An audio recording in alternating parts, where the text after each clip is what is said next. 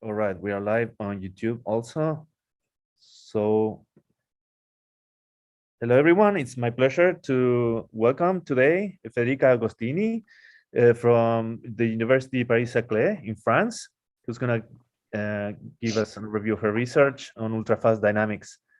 Thank you, Federica, for being here with us, and please go ahead. Okay, thank you very much, Adrian, and also Christian for the invitation here today. And yeah, good day, or good evening, good afternoon, depending on where you are. I'm going to. I forgot to ask. Can you see the mouse on the screen? Okay, so I'm going to talk about ultrafast excited state dynamics in molecules by using an approach, this exact factorization that I've been developing for a few years now. And so since I believe that the topic of my presentation is a bit different from what you're used to in the quantum matter seminars, I took the liberty of giving a broad overview of the problem. So I start with the physical setup.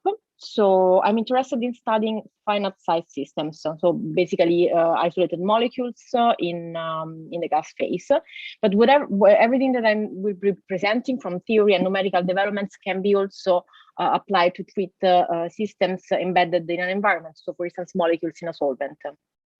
The typical timescales of the processes that I'm going to look at goes up to a few hundreds of femtoseconds. That's why we talk about ultrafast dynamics. In the presentation, at least of the theory, I will adopt a perspective that, as I mentioned here, of photoactivated processes. So processes that are initiated by an excitation due to absorption of visible ultraviolet light. But extension of the theory, as I will show, are possible to treat, for instance, driven systems and also collision reactions. Usually light matter interaction is treated within perturbation theory, but the inclusion again of classical light in the problem is possible, as you will see also towards the end of the presentation. All the processes and systems, or basically processes that I'm interested in looking at, they have something in common. So they cannot be described within the Born-Oppenheimer approximation, which means that we cannot just use one single electronic state to describe the problem. This is not sufficient.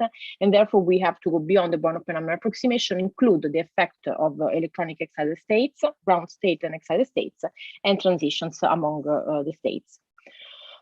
So here now I go towards a more schematic overview of the problems and that I will be discussing later on.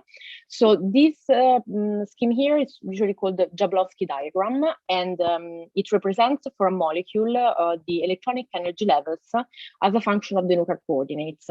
So here, these curves here are what are called the Born-Oppenheimer or adiabatic potential energy curves or surfaces, if they are in many dimensions. And here in the x coordinates is, for instance, if we think about a diatomic molecule, this is the internuclear distance. The electronic states are labeled with S if they are associated to singlet spin multiplicity, or we can also have triplets.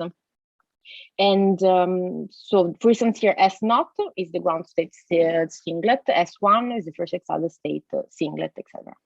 And the arrows instead, they represent excitation and the excitation pathways that the molecule can undergo. So, for instance, this arrow here represents photoabsorption that takes the molecule from the electronic ground state and the vibrational ground state to the second excited electronic state. Then the molecule, after this first excitation, can de-excite via different pathways. So the wiggly lines, they represent non-radiative pathways, so the non-radiative de-excitation pathways. IC, internal conversions, ISC, intersystem crossings. So internal conversions that take place between two electronic states with the same spin multiplicity, and they are mediated by what is called a non-adiabatic coupling. So basically in these situations, nuclear motion is ultra fast, so it's too fast for the electrons to react instantaneously, and then we observe what is called a non-adiabatic transition between two electronic states. Intersystem crossing instead takes place between two states of different spin multiplicities, for instance here singlet and triplet, and it is mediated by spin-orbit coupling. And my research mainly focuses on the moment on these non-radiative phenomena. And these straight lines labeled F and P, they represent radiative relaxation pathways from the lowest singlet to S naught, and from the lowest triplet to S naught, they are fluorescence and phosphorescence. But I'm not going to talk about this. So in order now to kind of introduce the theory that then allows me to move towards like a numerical framework that allows us to do excited state molecular dynamics simulations of these processes just described, I'm going to first introduce like the Born-Oppenheimer treatment of electronic and nuclear dynamics by looking first at the adiabatic approximation, the Born-Oppenheimer approximation, and then going beyond the Born-Oppenheimer approximation. I will then mention what are the ingredients that are needed for one to do excited state, to do an excited state molecular dynamic simulation. And then in this context, I'm going to raise a few questions of this standard Born-Oppenheimer treatment of the problem that I will try to answer or to solve by describing the exact factorization of the electronuclear wave function. And then I am going to basically to conclude with some applications of the exact factorization in the field of excited state molecular dynamics. And I will just mention some extensions, some other works that I've been doing, and also the other people who are working in this domain are working on. So this is the problem that I want to solve. Okay, the time-dependent Schrödinger equation for a system of interacting electrons and nuclei. Tn is the nuclear kinetic energy, HEL is the electronic Hamiltonian, and it contains the electronic kinetic energy and all the interaction potentials. So all the complicated electronic interaction problems are embedded here, okay, in this electronic Hamiltonian. And the solution of this equation is psi, the molecular wave function, which is a function of electronic coordinates, nuclear coordinates, and time. So now, if we let's do let's focus on the somehow easiest way to solve this equation is by introducing the Born-Oppenheimer approximation. So the Born-Oppenheimer approximation relies on the adiabatic separation of the typical time scale of electronic and nuclear motion. So this means that the nuclei move slow, and therefore the electrons, being much lighter, can react instantaneously to every to each new configuration of the nuclei. This also means that there is one, at least, electronic energy level that is energetically far away from all the other energy levels. And for instance, the ground state, okay? For instance, if the ground state is well separated from all the other states, we can consider that the electrons, they always stay in the electronic ground state. It is equivalent to say that the non-adiabatic couplings between this ground state and the excited state is negligible. So all these three, let's say, hypotheses, they are all equivalent, okay? And they are equivalent to the Born-Oppenheimer approximation. So this allows me to simplify the writing of the molecular wave function in this form, where I have a nuclear component, a nuclear wave function, okay, depends on capital R, that is the only part of this product that depends on time. The electronic term, here I chose for it to be in the ground state. The electronic term does not depend on time, is an eigenstate of the electronic Hamiltonian, and it depends, it has this particular parametric dependence on the nuclear positions. By doing this, I can split the problem, so this initial problem, in two parts. One is somehow an electronic structure problem that relies on the calculation of the electronic ground state and on the determination of the electronic energy or the ground state. And when this product here is inserted into the time-dependent Schrödinger equation for the molecular wave function, I can get a new time-dependent Schrödinger equation only for the nuclear wave function here, where the electrons now only appear somehow with this external potential, okay, only via the eigenvalue of this electronic stationary problem. Now, if we want to move to a more like schematic representation of what I've just done, okay, I end up with this time-dependent Schrödinger equation for the nuclear motion. And so basically this epsilon GS is represented here, is the red curve. Chi here is this green curve. And so now this quantum mechanical nuclear Schrödinger equation describes the adiabatic evolution of this nuclear wave packet on this red curve. So now notice here that I have introduced the Born-Oppenheimer approximation without talking about the classical approximation. Sometimes the Born-Oppenheimer approximation is confused with the classical treatment of the nuclei. This is not the case. So I can treat my nuclei quantum mechanically and still work in the adiabatic, in the Born-Oppenheimer approximation. So now, if I want to move towards the field of, like, I want to do a molecular dynamics simulation of in the Born-Oppenheimer approximation, what I need to do is, like, I need to replace this quantum mechanical nuclear wave packet with trajectories. Okay, they are represented here. These are the dots. Now, to evolve dynamically these trajectories, I need to solve Newton's equation here. And so how do I move from here to here? Basically, I just say, okay, I take this epsilon, this potential that appears in my problem, I calculate the forces, and I evolve my classical trajectories by using the force given by this potential.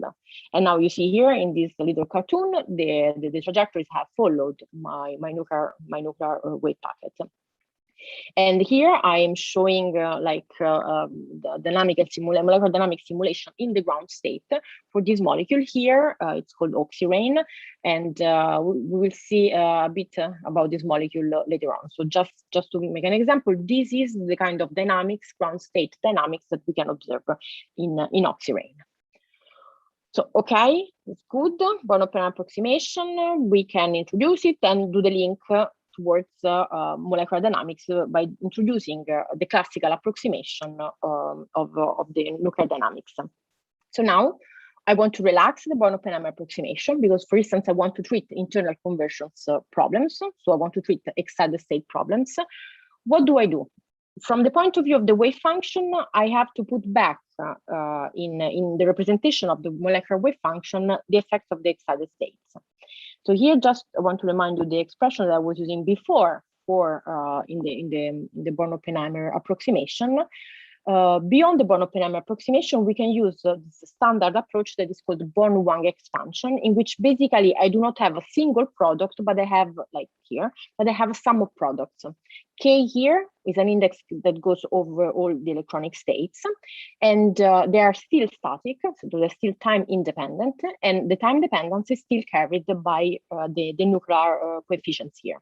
Another way of going beyond Born-Oppenheimer is via this exact factorization, and I will talk about it later. So when do I need to treat, to introduce the Born-Wang expansion?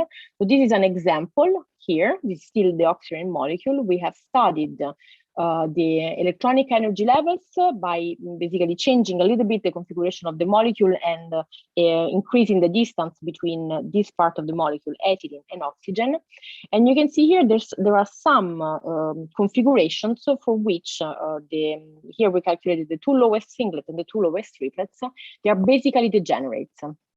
And so here in this case, you cannot say that there is an eigenstate, an electronic eigenstate that is energetically far away from all the others. In this region here, they basically have the same energy, so you cannot really choose. So here, the Born-Oppenheimer approximation breaks down. So now, going back to our to the picture that I showed you before, now I have here the ground state in red, as I showed you before, and now I also have the excited states. You see here, the red curve and the blue curves are close in energy. This is what you have here, what is called an avoided crossing. In the case you have a degeneracy point, you would have a conical intersection. And in this region here, the Born-Oppenheimer approximation breaks down, and I have to take into account in the dynamics the effect of both states. So now, let's see. Suppose that I have still, once again, my oxirane molecule that I excite to the first excited state with light. Then when the molecule relaxes, it can relax via different pathways, because here, basically energetically, the molecule can be either in the ground state or in the excited state. And depending on where it is, then it can follow a path along the excited state or a path along the ground state. And it is possible that following different paths in these potential energy manifolds, what happens to the molecule is different. So for instance, here I'm saying that there is this like breaking of the C bond of the CC bond here if it goes in the excited state, or if there is a breaking of the CO bond if it goes in the ground state. So now I have to say that this is not really what happens in oxirane. This is just this representation here is just to make a point, just to say that my molecule can evolve on different states, on different electronic states at the same time, and depending on which state, it can also have really very different dynamics. And now the point is here. So first of all, you can see that with one trajectory, I cannot just use one trajectory that starts here, because I will never get with one trajectory this branching. So I already need to sample my initial nuclear configuration space and so phase space. Also the point is that how do I choose which potential energy is going to drive my dynamics, okay, for the trajectories? That's why I wrote this here. So now the question that comes when we work beyond the Born-Oppenheimer approximation is, how do I choose the classical force that drives the dynamics when multiple potential energy surfaces can actually drive the dynamics of the nuclei? And there is actually not a single answer, not a unique answer to this question. There are many algorithms that deal with these problems nowadays. There are algorithms that tell you, okay, move the nuclei on an average surface. Oops. Or there are the algorithms that say, okay, my trajectories in this region here can hop between the two states. Another algorithm, multiple spawning, say that, okay, my trajectories are spawned in this region of coupling. So there are different solutions to this problem. And what I would like to underline, to stress, is that probably if we're working with exact factorization, we do not encounter these problems, this non-uniqueness for this question, but we can actually give a unique answer to this question about the classical force in excited state dynamics. Before going there, I have to open a parenthesis and somehow introduce what are the ingredients that are needed to do an actual molecular dynamics simulation to account for electronic excited states. So basically, how do I connect the time-dependent Schrödinger equation here to a diagram like this that I showed here? So like when we do the Born-Oppenheimer approximation, we can somehow proceed in two steps. So first, we forget about the nuclear kinetic energy and you only focus on the electronic problem. Solving the electronic problem at different nuclear positions, this can give me the energies of the electronic states, the gradients of the electronic energies, the non-adiabatic couplings, eventually spin-orbit couplings. And this is the problem of what is called quantum chemistry. Okay, this problem can be solved efficiently by using quantum chemistry approaches. After this is done, I can go back look at the whole Hamiltonian, okay, and then I can perform nuclear dynamics. I can evolve the nuclei by using classical light trajectories, by using what are classical, quasi-classical, semi-classical, path integral also approaches. And depending on the method that we choose, there are different ways of defining the forces to evolve the trajectories. So with this, I close the parentheses and then I move to the exact factorization. So basically now what I want to do is I want to try to understand how the exact factorization can help me in deriving the classical force to evolve the trajectories in conditions where excited state effects are important. So now I'm going to focus only here on this exact factorization. You can see that the structure of this product here is pretty similar, okay, to this to one of these terms here. So you see you have here a nuclear wave function that depends on T. This is the same thing that we had also in Born-Oppenheimer. And the main difference is that the electronic wave function depends explicitly on time. So we keep this parametric dependence on the nuclear configurations, but we also make the electronic wave function time dependent, which is different to what is done in Born-1 and what is done also in the Born-Oppenheimer approximation. Now, to convince you that this is a proper way of writing the molecular wave function, we go via probability theory. And so the joint probability can be written as the product of a marginal probability and a conditional probability. And therefore, you can apply directly this expression to a time-independent electronuclear wave function. Okay, this probability density is the joint probability density, and it can be written as a marginal probability density and a conditional probability density. So these capital R here represents like the condition. Okay, so this parametric dependence is basically the condition for this probability. Now, in 1975, Hunter extended this idea to the probability amplitudes, okay, to the wave functions, still from a stationary point of view. And in 2010, so the group of Hardy Gross, it was in this paper by Abedi, Ali Abedi, a PhD student in the group of Hardy Gross, in collaboration with Nipa Mitra, which is now Rutgers, and Hardy Gross, they extended this factorization here to the time domain. So now what we can do is to take this product and plug it into the full time-dependent Schrödinger equation and obtain two coupled equations for the electronic and for the nuclear evolution. So to go from here to here, one has to impose what we call the partial normalization condition. So this partial normalization condition basically tells you that the electronic wave function has to be normalized to 1 for every nuclear configuration and at all times. This is basically saying that we need to interpret this modulo square as a conditional probability density because it has to be normalized. And this also allows us to identify the chi-square with the nuclear marginal probability density that you can derive directly from the full wave function. So now let's have a look at these two equations. So the electronic equation is not a time-dependent Schrödinger equation. There is this complicated operator for which I didn't give the expression, but so we call it electronuclear coupling operator. It depends on the electronic wave function, and it depends also on the nuclear wave function. So it depends on the solution of the nuclear equation. So this makes this electronic equation a partial nonlinear differential equation. Instead, the nuclear evolution is described by a time-dependent Schrödinger equation. You see here in square brackets a Hamiltonian with a vector potential that couples to the nuclear kinetic energy and a scalar potential.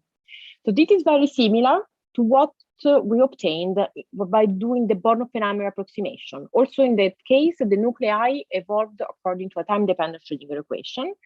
However, there we only had a scalar potential, epsilon GS, the ground state energy. And instead here we have a vector potential and a scalar potential that are time dependent. And so this is the main difference the main difference compared to Born-Oppenheimer, even though formally we still have a time dependent Schrödinger equation. And now, once we have looked at these equations, the question is, so how does this help in this case? Okay, when I want to try to drive my dynamics by using with the effect of several electronic states. Okay, so now I'm going to, so basically the idea here is just to say, okay, like in Born-Oppenheimer, I just take the potentials that appear in my Hamiltonian, I calculate the gradient of this potential.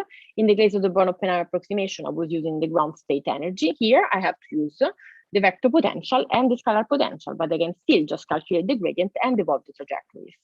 So now the point is that, is this right? Okay, can I actually get quantum mechanical evolution by just using trajectories that are evolved according to this potential? And the answer is yes. Okay, so I go back now to this model here, and I now solved this problem exactly. So here I'm just showing 3 electronic states, but in principle, all states are taken into account. The black line here that you can see behind here is the nuclear density at time 0 that is prepared on the blue state. So it's basically the system is excited to the first excited state at time 0. As you can see, the nuclear density goes in this direction because the potential drives the dynamics towards the right. And then you have this splitting of the nuclear density that is basically more or less what I was showing before with the oxirane molecule. So you have two portions of the nuclear density that follow different paths because they are basically moving on different surfaces. So the black line here that is moving is this epsilon, is this time-dependent scalar potential that appeared in the nuclear time-dependent Schrödinger equation. As you can see, is a function of capital R, but also of time. So you see it changes in time. In this case, the vector potential is 0. So this is the only potential that drives the nuclear dynamics. And so, as you can see, this potential here develops. So since it changes in time, it can tell the nuclear density that at different times it has to follow like different potentials. And especially at the end, you can see that it develops this step here that allows the nuclear density to basically split in configuration space. And now the claim here is that I can use classical trajectories to reproduce the nuclear quantum dynamics. And this is done by looking at this histogram here. So basically what I did here is I sampled initially some initial positions, and then I constructed a histogram from the distribution of these positions. And then what I did, I evolved these positions in time by calculating the gradient of this epsilon. So epsilon changes in time, so at every time there is a new gradient to compute. But then I can just evolve these classical trajectories by using this force. And as you can see, at all times, my trajectories, my classical histogram follows very closely the nuclear dynamics. So this is basically done by just classical trajectories. So now this was a proof of principle study. I wanted just to check if actually this claim that we can compute a nuclear force by using the potentials of the factorization to evolve classical trajectories, so it seems to work. So we have to translate this into an algorithm. Before doing that, I just want to show you this comparison between, I think is a very nice way of comparing the Born-Oppenheimer perspective to the exact factorization perspective.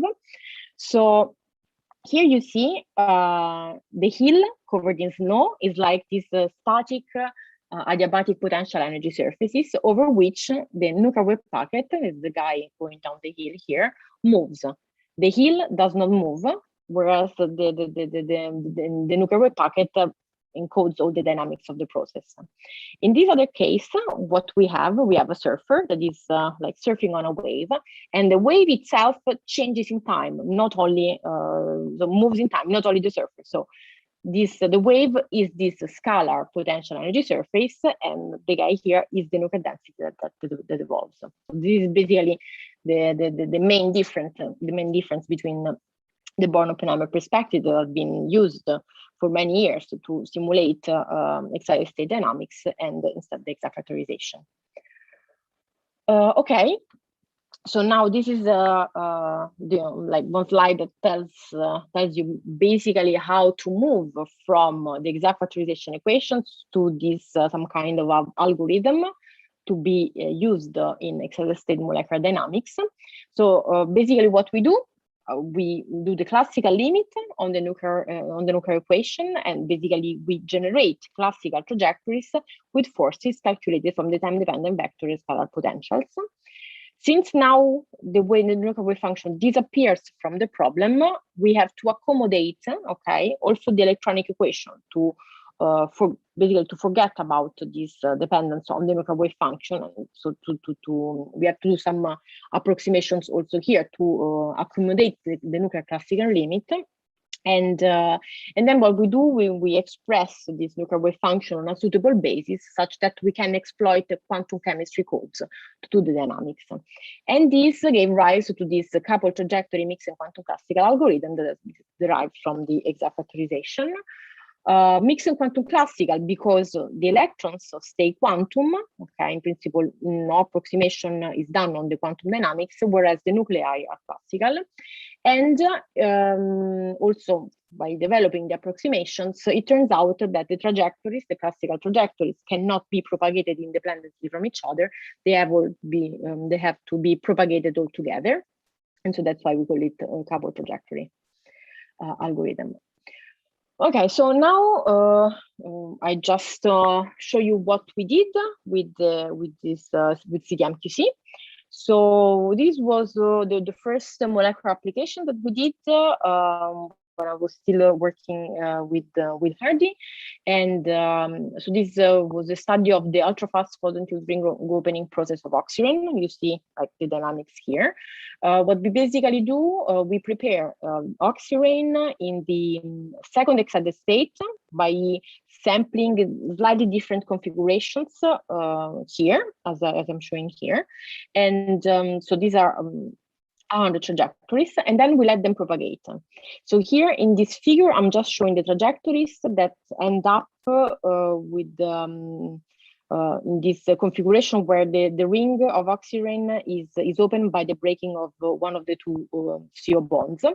And the dynamics is done in full dimensionality, but here the trajectories are just shown in this reduced space where the axis, where the axes are the length of the two CO bonds. And when you see that the trajectories become here, this color purple, okay, like here, it means that the trajectories reach a region where the second and the first electronic excited states are degenerate. And so basically the molecule de-excites from the second to the first excited state. After that, some trajectories open in this direction, some other trajectories open in that direction, which means that basically they open the ring via the breaking the breaking of one of the two equivalent CO bonds. And these calculations have been performed with the electronic structure code CPMD, where electronic structure calculations are done with the TDDFT. This other study, instead, is a more recent study where we looked into the ultrafast photoisomerization of a retinal molecule.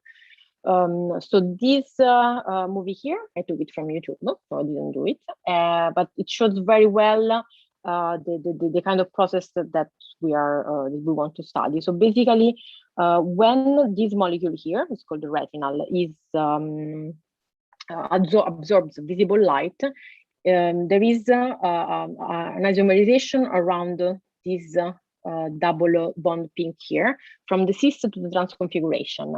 And this process takes place in this green environment that is the protein called rhodopsin.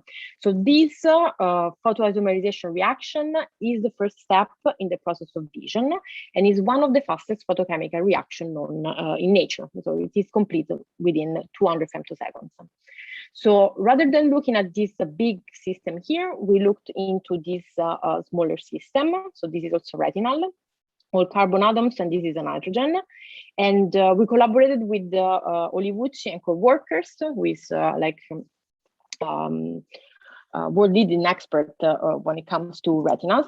So in his studies, Massimo Olivucci basically observed that the dynamics of the excitation dynamics in this molecule is basically driven by only 3 modes. Okay, not all nuclear modes need to be taken into account, but 3 are enough to describe some properties, like for instance, the time scale for the excitation or the amount of trans configurations of the molecule formed at the end of the 200 femtoseconds. So these 3 modes are what are called the BLA, shown here. This is the bond length alternation, which basically gives an idea of the length of these bonds here. Another degrees of freedom is the torsion, shown here, which is basically the angle formed by these 4 carbon atoms. And in the cis configuration that we start with, the torsion is 0. It is plus or minus pi when we have the trans configuration, so in this configuration. A third coordinate is what is called the hoop hydrogen out of plane, and is related, is basically the dihedral angle formed here, which is related to the overlap of the p orbital of the pi orbitals on the carbon atoms. So we basically use these 3 coordinates and 2 electronic states, S0 and S0, to study the dynamics. So in this paper here, Olivucci and co-workers developed analytical potentials based on electronic structure calculations done ab initio, and then we use these potentials to do the dynamics. And this was done in collaboration with David Lauvergnat, also at the University Paris-Saclay. He basically is an expert in the propagation techniques of quantum wave packets. So this is like the green areas here. And we did also the dynamics by using classical trajectories, CTM-QC trajectories, which are the dots here. And so basically what you can see here, that so the system, I'll send it back, the system is prepared in the cis configuration here with the 0 torsion angle at time 0 on the excited state. After a few oscillations, the nuclear density and also the trajectories go towards these crosses here, which are degeneracy points between the first excited state and the ground state, and density starts leaking to the ground state. So the molecule de-excites, and then it starts going towards the plus and minus pi, so reaching the torsion, reaching the trans configuration. This is another extension that we have done recently on the exact factorization. So basically, here we wanted to study the collision reaction of oxygen in the triplet state with ethylene. And so in experiments, they have noticed that despite the fact that the system contains only light elements, there are some configurations for which spin orbit coupling is important. And so the dynamics basically, so the collision reaction starts in the lowest state that is a triplet, but there are some reaction pathways that take the system towards a singlet, towards a singlet state. Okay, so we wanted to study by doing excited state molecular dynamics simulation this reaction here. And to do that, so we basically restarted from 0. We took the exact factorization ansatz, okay, here, and we introduced in the molecular Hamiltonian also the effect of spin orbit coupling, okay, here. So now X, this variable here, indicates electronic configuration, electronic positions, and spin. And so basically we derived the exact factorization and the quantum classical algorithm CDM-QC with the inclusion of spin orbit coupling. So this was the first part of the work we published here in these 2 papers. Now we are studying the electronic structure of this molecule, for which here you can see that is a simplified view of all the reactions that are the reaction channels that are open upon the collision of oxygen with ethylene. So we studied here the electronic structure of this system. Now the idea is to go towards molecular dynamics simulation with ab initio methods to study this reaction.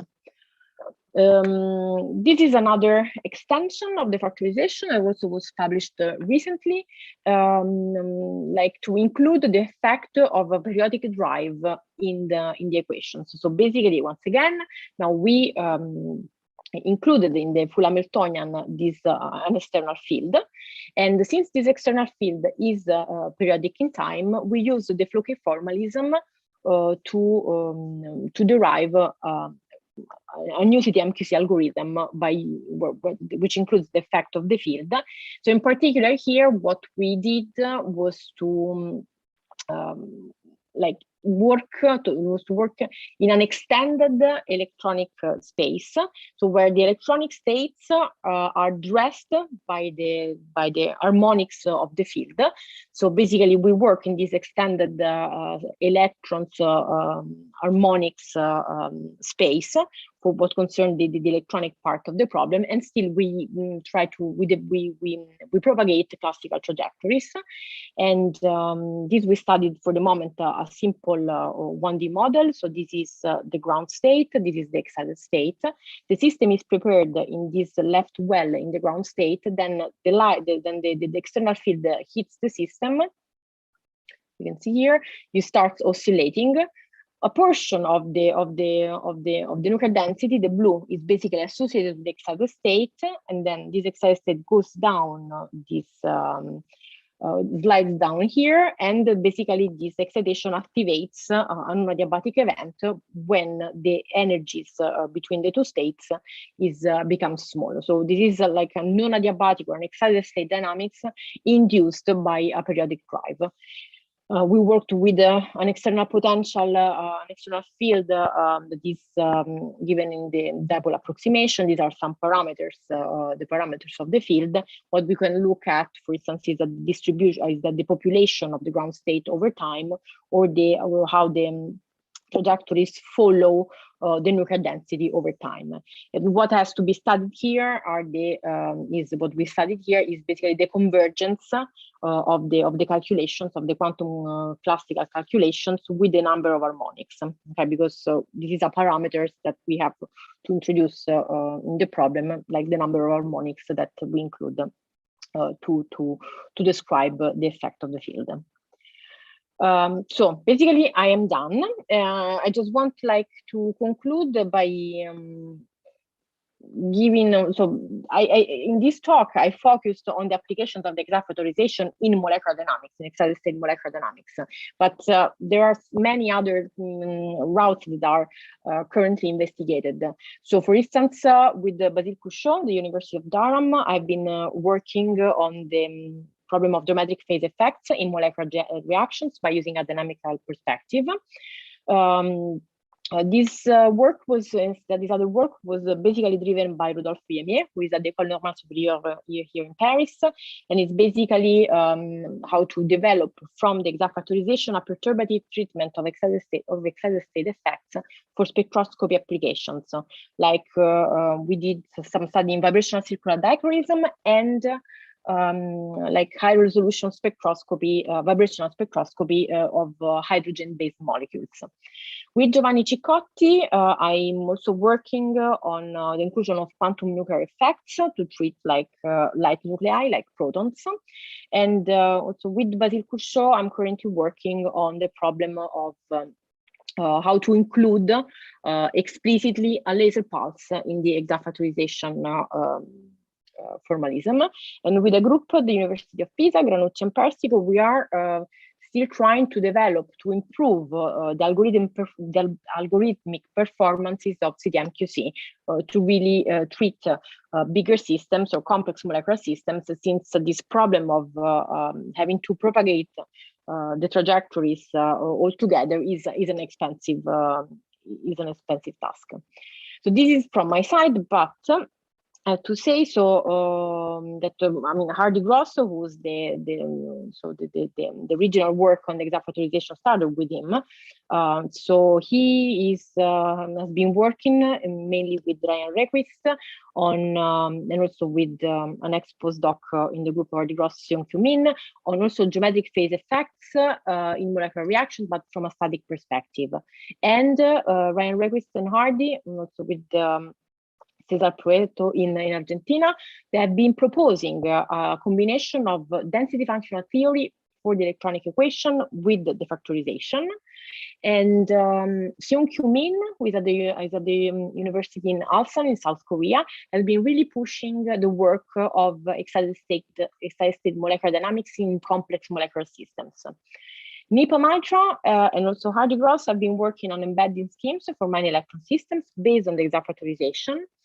Access Shield work with now at DTH in Switzerland has been working with Hardy on exact factorization only for electrons, for pure electronic systems to treat problems in strong lasers. And Nipa Mitra is also investigating how to apply the exact factorization to study molecules in cavities. So we're really basically going in many different directions with this new formalism. So it's just an acknowledgement of the people who have collaborated on the various projects for which I presented the results, like where the money comes from. And so maybe I will leave this for later because I've been talking already for a while. So I want to thank you for your attention. And I leave this slide here in case then you have questions on some point. Thank you very much. Yeah, we have a live audience. Yeah, was very nice talk. Congratulations, Agostini. So, yeah, I have some questions here. Yeah. Actually, my first question here goes in the following. When you put this spin-off coupling, for example, in the Hamiltonian, in the this full Hamiltonian, you said that you derived all the two equations, right, for electron and nuclei, right? Yeah. And how is the I'd say the shape of this electronuclear coupling term? How it looks like in comparison to, I'd say, to the regular Hamiltonian without shock effect, for example. So basically what changes is just the scalar potential. Also, the vector potential is not touched, that is not touched, not even, so the electronuclear coupling operator is always the same. The only thing that changes is the time independent, is only the scalar potential where you include the effect of state of the where you have the spin orbit Hamiltonian. So basically, the spin orbit Hamiltonian is just like it takes it accompanies the electronic Hamiltonian, the standard electronic Hamiltonian. It's actually very easy. So the factorization itself is not very like the exact form is not very strongly affected by the inclusion of this term. Where the problems come afterwards are in the quantum classical algorithm, okay, in the quantum classical derivation, because basically many electronic structure codes work in a basis that diagonalizes only the electronic Hamiltonian and not the electronic Hamiltonian plus the spin orbit coupling. So we had basically to accommodate the possibility of having not only, so this is so gives some extra terms in the electronic equation that one has to test to check if they really work out like if they were working, because CDMQC is derived in the adiabatic basis that diagonalizes all the electronic Hamiltonian. So CDMQC wouldn't be affected if you could work in a basis where the diagonalizes the electronic Hamiltonian plus spin orbit coupling. And this is basically what we have done in this JCTC into 2020 to try to study the effect of the two different bases. I see. And when you do, for example, these dynamics for these coupling trajectories, for example, how do you control this inverse of the amplitude of the nuclear wave function? I mean, so how do you deal with that? I know this is a malicious question, but for me, it's very interesting. So the point is the following: when you have, so basically, the term that you're talking about is what we call the quantum momentum. Is the gradient of the nuclear density divided by the nuclear density. Yeah. This term here, when we're using trajectories, this term here we need it only at the position of the trajectory. Okay, so we only need it where the trajectory is located. Therefore, by definition, in this position, the nuclear density is non-zero. So we do not have zeros in the denominator, only because we want to know it only where where trajectories are present. And so since the trajectory is there, it means that the density is non-zero. When you do some more quantum approach, like this thing that I was mentioning with like trying to introduce quantum effects, there things become more tricky and more unstable and more exploding. So I do not have yet. So in this direction, in this direction, you are only allowed electron talk with the nuclei, but not the contrary, right? Exactly. No, wait. The no, two talk it's to each in other. The other way, yes. The nuclei do not, so the trajectories do not talk to each other in the standard interaction way. They're just coupled. They just have to be evolved together, but they do not basically they do not interact. So they just need to be used to reconstruct the nuclear density at all times. Yeah, but here I'm talking about this interaction between the electron and the nucleus, for example. In this approach that you are using, you are allowed only electron talk with the nuclei, or is it in the other direction? Both directions. The electrons have an effect on the nuclei via the time-dependent vector potential and scalar potential. Okay, so they have they talk to the nuclei because they give the nuclei the external fields, so the fields that are used to calculate the forces.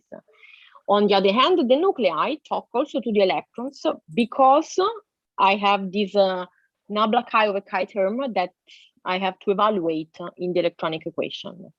This nabla chi over chi term manifests itself with the classical trajectories via the classical momentum. So really the momentum of the trajectory appears in the electronic equation, and via this term that depends on the nuclear density. And therefore I have to reconstruct at all times the nuclear density. That's why I have to propagate the trajectories altogether. So there is an exchange between the two. Yeah, and you are using this.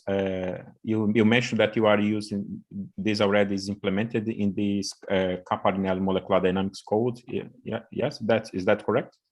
Yes, so it was implemented at the time when I was with Hardy, and the point is that the numerical the numerical cost of the method was really very hard, very high. So suppose we do 40 femtosecond dynamics with 100 trajectories, I was running on 2000 cores on the supercomputer of the Max Planck Society for 3 or 4 days. Okay, so these kind of calculations I couldn't afford it anymore. Yeah, I try to search and to use it actually, but I couldn't find it. I mean, in fact, it was not released. It was not released. Okay.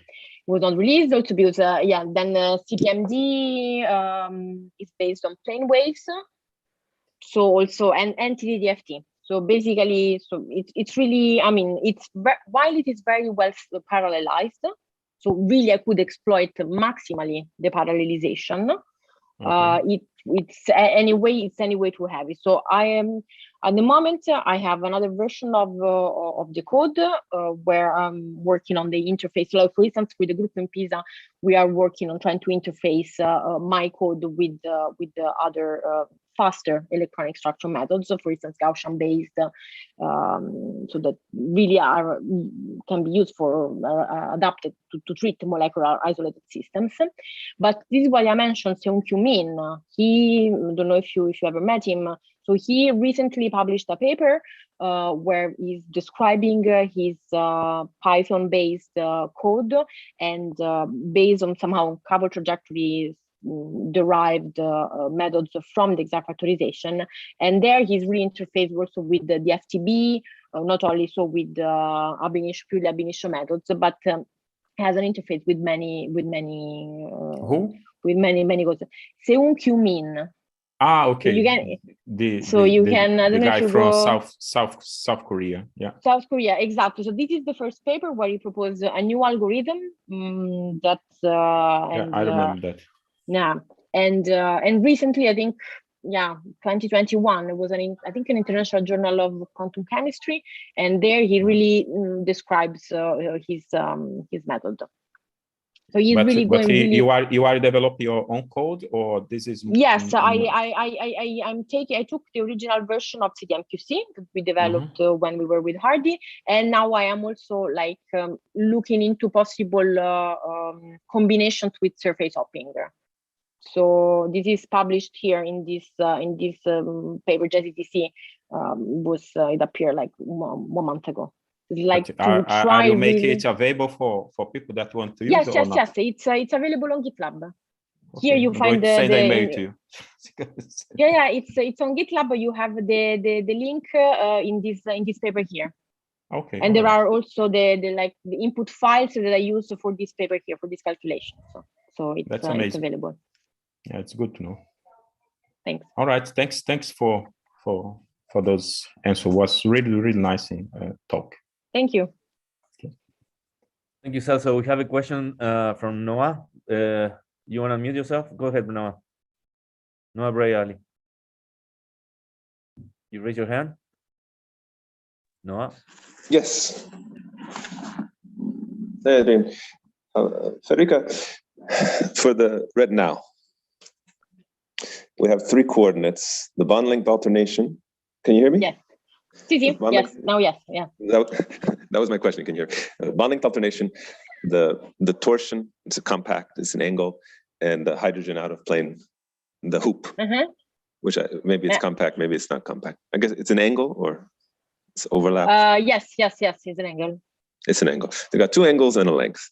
So I'm thinking of topologically. So I guess these parameters are independent. So something like S1 cross S1 cross R1. So S1 cross S1 is kind of like could be like a torus, and the torus is just going, in time. And on this space, we have a connection, what they call a connection, the vector potential, time-dependent vector potential. And so the question is, this time-dependent vector potential, which cohomology class does it live in? What's the flux through the holes of the torus? If we integrate this connection, is it topologically trivial? Can it be deformed smoothly to no connection at all? Or does it involve some flux to the loops? And can we understand that flux from the point of view of this conical intersection, this where the excited state crossing occurs? I suspect there is such a relation between the connections topology, and the conical intersection, the existence of the conical intersection. And that may be how it's able to do this response to the light that allows us to see. Yeah, this is a very good point, but I don't know. I don't know. I cannot answer your question. I'm sorry. And the point is that it's true. So there are two things. Okay, so when you work. So I don't know if the vector potential of the exact factorization has some singular properties in this particular, not Cartesian, let's say, configuration space. So in general, we have been looking at really this problem. This is what I was talking before, what I was mentioning about the Berry phase effects, geometric phase effects in the context of the exact factorization. And in general, from a dynamical perspective, we never found any kind of singularities of the vector potential. However, yes. So what we have in mind is like so have a simple case. Have a ring, right? And have, well, it's made too simple. Make it a torus, right? And so you can have a vector potential that's just zero everywhere. Okay, then we can have vector potential that's non-singular everywhere, smooth, right? But that when you integrate it around a big loop, one of the, because like a torus has a hole in the donut with a hole in the middle, you can do an integration, like a line integral of the vector potential as a function of coordinate. Do a line integral, and you go around the loop, and all the time it's just constant. There's no singularity. It's just a constant vector field. But when you go around the full loop, you get a result that tells you in the middle of that loop, through that hole, there's a magnetic flux. Thinking of vector potential like the vector potential of a magnetic field, right? And so those kind of smooth configuration, we classify them up to a smooth or continuous, let's say smooth deformation by this concept of homology. That is, we're looking for vector potential that, how do you say it? That locally it's irrotational, so it's curl-free, but that its line integral is non-zero when you take it around a loop. And for compact parameter space like the one we have for retinal, the cohomology generally is it's non-trivial, and you have basically it's dual to the homology. So if you have holes in real space, if you're thinking about it as a loop, then you're going to have a vector potential that corresponds to that loop. And it's it's just what we just said. So those kind of fluxes in quantum Hall systems, for example, give rise to the robust linear response that we call the quantum Hall response, the topological response. And it's coming out of the Berry phase connection in the Brillouin zone of the block wave functions that come out of the quantum chemistry, out of the Schrodinger equation for the electrons. So this is what I suspect is that there may be a similar topological invariant that's detecting the conical intersection of the degeneracy in these excited states that we could see by looking at the Berry phase. This is probably true in this standard Born-Wang picture, where you actually have a conical intersection. You might have, as you were saying, that the vector potential of the Born-Wang picture is irrotational. However, you see that anyway you have like when you go around the loop, so you have an effect of the magnetic field. This is what is called like in molecular physics, the molecular Aronoff bomb effect. Is exactly that. Something like that, yeah. Yes, but in the exact factorization perspective, we abandon this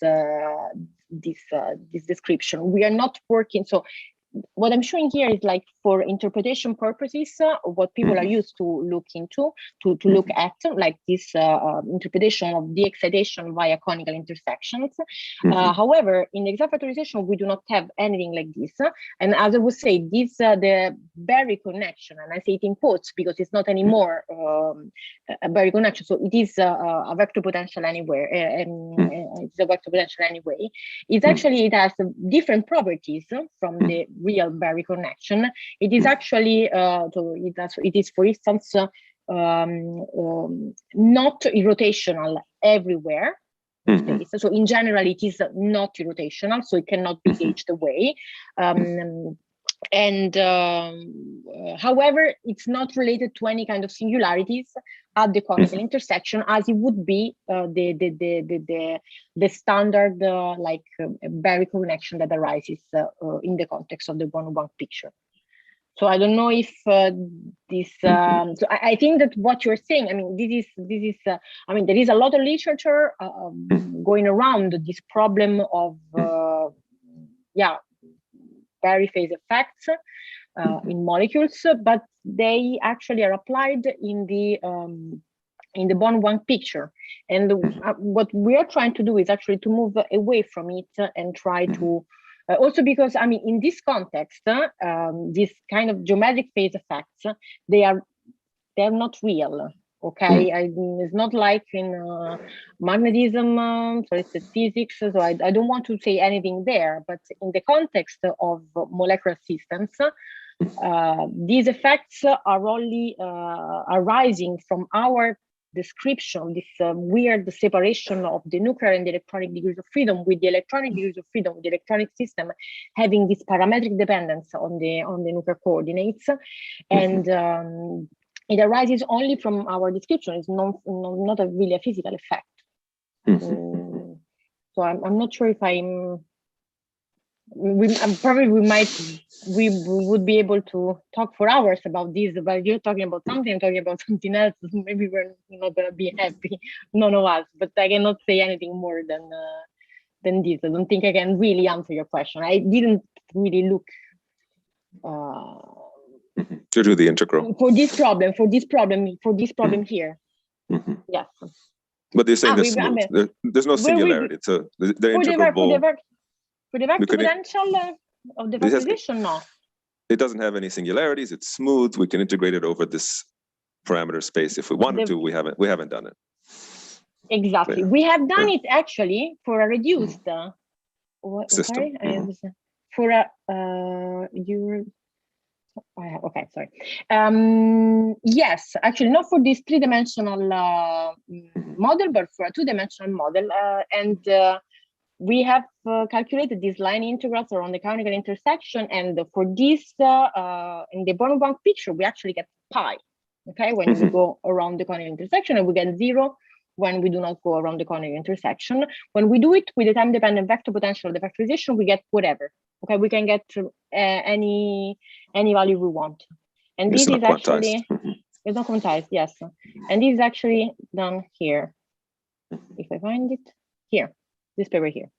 It's not this three-dimensional problem. It's the same retinal, but all in 2 dimensions. So there's a classification of these kind of Berry phase effects in the context of the block Hamiltonian, the Berry connection of the block wave functions in the Brillouin zone for electrons in a lattice. and the dimensionality matters, the symmetries matter. So it can be quantized in one dimension and not quantized in another. And these kind of details can make a big difference. But maybe I can ask the question more directly. My intuition is that this classical approach, with a coupled trajectories, using the time-dependent vector potential, my feeling is that there's something here that's very physical, that's very right on, and yet it seems to be begging the question of how does the nuclei decide to go from being a quantum thing to being a classical thing, right? And my intuition is that somehow it has to do with these conical intersections. It has to do something with this topology, that when it gets to being a topological change, then the nuclei have to kind of make choices. They can't be in a superposition of bonded and unbonded, or dissociated and undissociated. They have to start to become classical. And I wonder if you could comment about this, which is, I guess, the core concept that you're telling us is working so well, is that we can treat the nuclei kind of classically just with this exact factorization derived time-dependent vector potential. I am looking. I'm planning to look into exact. So at this point here, I have not really looked into, because in the end, so in the end, what we're doing, I'm kind of using electronic structural information emanating from the Born-Wang framework, that lead to the appearance of these geometric phase effects. So I think that there might be some cases, or maybe, I don't know, always. I would say I do not know at the moment if by doing the exact factorization or deriving this coupled trajectory algorithm, we are really going to be free of these geometric phase effects. That I can really not account for them when I propagate the trajectories. But this is not because I'm using the exact factorization. In the exact factorization, there wouldn't be any problem. The exact factorization distinct would not exist. I'm still convinced of what I've said before, that they only arise because I'm using a particular electronic representation. So if I would be able to use purely the exact factorization, I would not encounter any of these problems, unless there are, for instance, some particular, as you were saying, particular symmetries. I don't know, maybe fermionic nuclei, so you have that you have to take into account of the exchange of the nuclei. So there can be some particular situation, or like H3, which the symmetry really plays a role. Maybe in these situations, some might be that some of these effects are really physical. In the general situations, like, in my opinion, the retinal case that I showed before, in this case, I would say if one would be able to work purely with exact factorization, we shouldn't be bothered to looking at geometric phase effects. However, since to exploit quantum chemistry, electronic structural calculations as implemented in standard quantum chemistry codes, I need to call at some point this kind of Born-Wang-like description of the electrons, because I need to solve somehow the electronic structure problem, then maybe there I will need to take into account for these effects. And this is something that I'm planning to look into. I haven't done it yet. Just on this point about the exact factorization versus whatever comes out of some structure calculation, of course it has to be true. If we had an exact factorization that's really exact, the wave function would be a superposition of being on the moon and being here, being in bonded, unbonded. Schrodinger equation doesn't make any decisions of that kind. It just evolves exactly.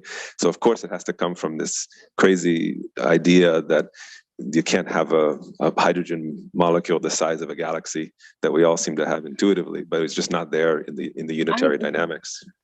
I do not need, in principle, to invoke any electronic representation to, in principle, solve the exact factorization equations.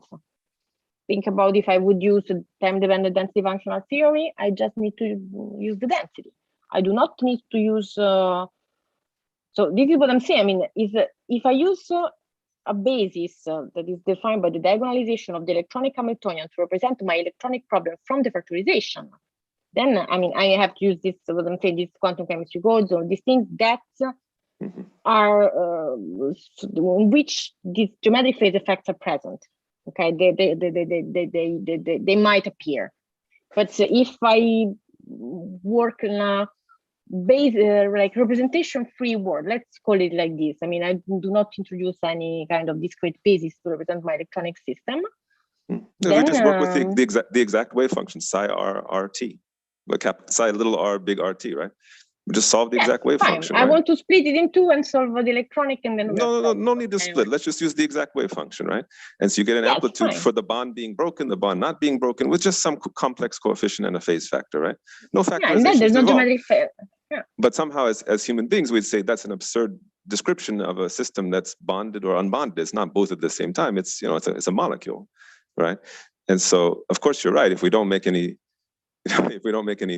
approximation, then the wave function does what it does. It has the superposition of macroscopic, we could say macroscopically different outcomes, bonded, not bonded, exploded, not exploded. And you have, superposition of the bomb being still on the table and the bomb having destroyed the city, right? But we somehow, as human beings, we say that's an absurd description. We need to make some approximation to this quantum dynamics. And the question, of course, is, well, at what point in the description do we make the key step where the approximation enters? And the intuition is that it has something to do with this topology changing or boundary condition changing. That when you change the topology, somehow it's no longer a small change, and so the wave function has to kind of jump into one of these approximate descriptions that it turns out to just describe the world we live in, where it's not both bonded and unbonded. It made a choice. Were you talking about approximations? Yeah, sorry. No, I mean, this is a fantastic discussion to have over, coffee and maybe some donuts or croissant. But or medianoche. Unfortunately, we have to keep it short, and I apologize, but we need to wrap up. And thank you, Noah, for bringing up such interesting questions.